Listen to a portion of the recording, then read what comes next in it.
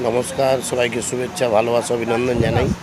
যে বিষয়টা নিয়ে আজকে আপনাদের সাথে আলোচনা করব সেটা হলো আপনার ছেলে অবাধ্য হয়ে গেছে, বাড়িতে অশান্তি চলছে, বাড়িতে নানা রকম সমস্যা চলছে, অর্থ আসছে না, কলহ লেগেই আছে, বিভিন্নভাবে আপনি ক্ষতিগ্রস্ত হচ্ছেন।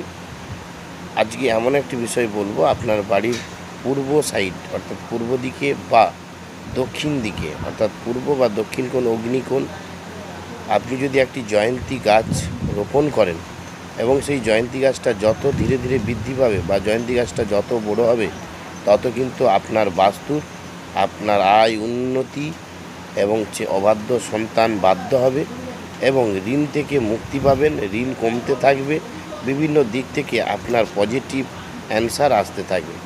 অবশ্যই ভিডিওটি সবাইকে শেয়ার করবেন আপনার পরিচিত আত্মীয় বন্ধু বান্ধবদের মধ্যে। একবার করে দেখুন, ভিডিওটি অবশ্যই আপনাদের উপকারে আসবে, 1% হলেও উপকারে আসবে। সবাই ভালো থাকবেন, সুস্থ থাকবেন। ভিডিওটি লাইক, শেয়ার, সাবস্ক্রাইব করতে ভুলবেন না। নমস্কার।